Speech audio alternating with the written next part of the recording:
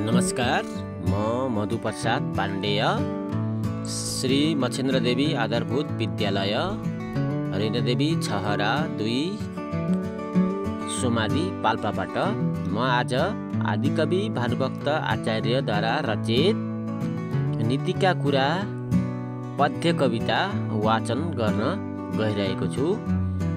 मेरो यो युट्युब च्यानललाई सब्स्क्राइब गरेर सहयोग गरिदिनु होला। अब लागौं विषयवस्तु कविता वाचनतिर। कुन धर्म हो स्वर्ग पुर्याइदिन्या, त्यस्तो हो अहिंसा छ बुझेर लिन्या।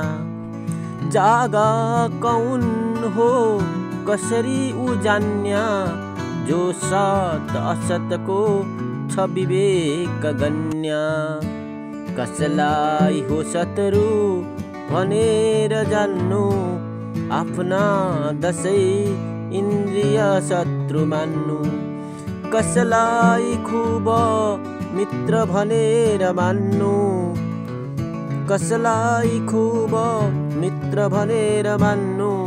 जित्या तिनै इन्द्रिय मित्र जान्नु।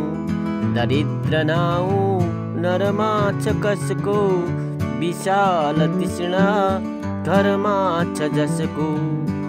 कुन हो धनी सब नरले कयाको, सन्तोषले जो छ खुसी रयाको।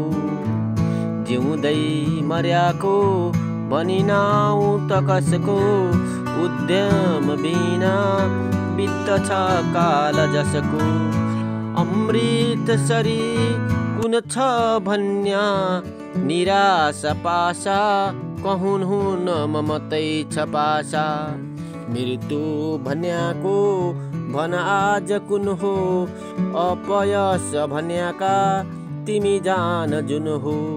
कुन हो सबैले गुरु भन्नु पर्न्या, जो हो हितैको उपदेश गन्या। कुन हो सबैले गुरु भन्नु पर्न्या, जो हो हितैको उपदेश गन्या। कसलाई खुब तीर्थ भनेर मान्नु, जुन शुद्ध मन हो उही तीर्थ जान्नु। सारा जगत दिन्छ अवश्य कसले, अभ्यास गरी मन कन दिन्छौ जसले। कुन धन्य हो जुन छ परोपकारी, कुन पूज्य हो तत्तो लिन्या विचारी। कौनै बखतमा पनि के नगर्नु, पापमा अगाडि कहिल्यै नसर्नु। कौनै बखतमा पनि के नगर्नु, पापमा अगाडि कहिल्यै नसर्नु। कुन हो पशुतुल्य भनी कयाको, विद्या नभई मूर्ख पढिरहेको। उत्तम भन्याको भन आज कुन हो, सज्जनहरूको सुचरित्र जुन हो। कसलाई लाटो छ भनेर भन्छन्, जोता बखतमा पनि चुप रहन्छन्। बेला आउँदा नबोल्ने मान्छे त्यो लाटो हो भन्ने चाहिँ कविले यहाँ भाव पोखिरहेको छ, जो मलाई चाहिँ एकदम राम्रो लाग्यो।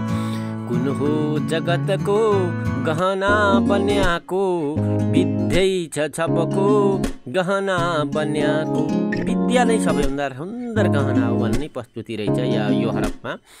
कुन सत्य हो सत्य कसरी जान्नु, जुन प्राणीको हित छ ऊ सत्य मान्नु। ठुलो छ दाना कुन गरी ताप हर्न्या, सब प्राणीको निर्भय जोत गर्न्या। यति है त आजलाई।